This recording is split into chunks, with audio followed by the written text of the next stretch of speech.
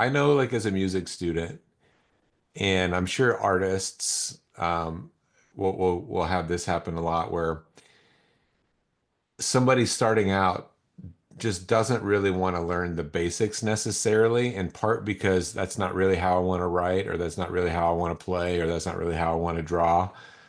Um, but I remember in music theory and music history, and then starting to notice in art and all these other places that everybody, especially if they did something new that then ushered in the new era,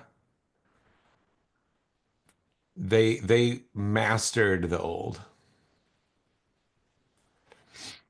And and I know that what keeps a lot of you from writing as much as you want to is just the pressure of having trying to do it well or trying to do it right. And one thing that's actually helped me is to practice good standard writing on things that actually don't matter so that I don't have to think as much about it when I'm writing the things that matter. Now, this is kind of a long game. This doesn't all happen in one day, but what I'm saying this is like I want to encourage you to practice good writing, um, and really just think about the practice of good writing when you're doing it. Um, when you actually want to sit down and share your manifesto or whatever it is, or something that you really want to express yourself, and what God has called you to express, you won't have to think so hard about technique. If you will practice technique when it doesn't matter as much, when the only thing you're worried about is technique. I think it's hard to worry about technique and the mission that I'm on at the same time. And I've told you guys, and I'll say it again, and I'll say it again, and I'll say it again. One of the best ways to do it is copy work.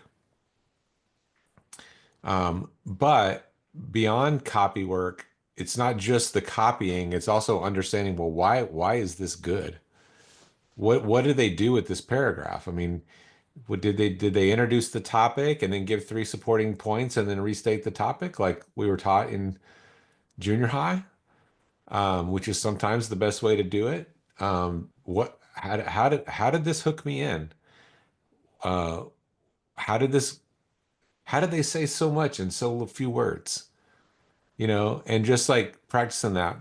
I heard somebody say that they completely copied out The Great Gatsby because they wanted to see what it felt like to write a good novel.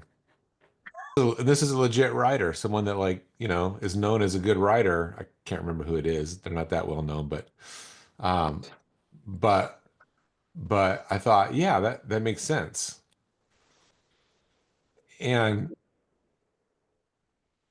so there's a lot of ways you can do this. Copy work is the easiest and the most mindless, where you're learning on a subconscious level. You don't have to know you're learning. I love stuff like that because I I I spend a lot of time thinking and trying to sort things out, in my career.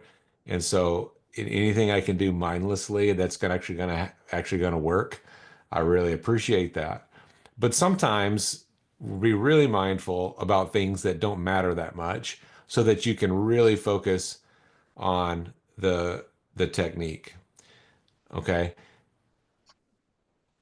First of all, does that make sense? So I'm saying if you want to be a good writer, practice writing in the basic ways. Don't do it until you're really, really good at the basics and knowing why the basics work. Um,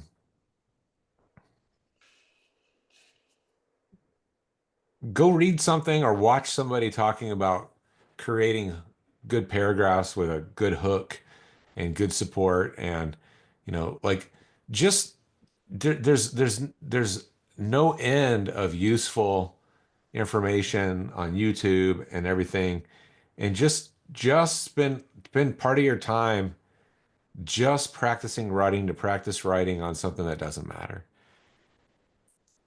eventually when you get ready to just write down, get down into flow in the Holy Spirit and write what you're being called to write, that stuff will actually be shaped in you.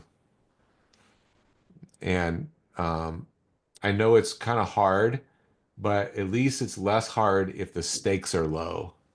That's why I think you write. I think this happened to me by accident because I was learning to write as a ghostwriter in the market of, you know, very, very, very cheap.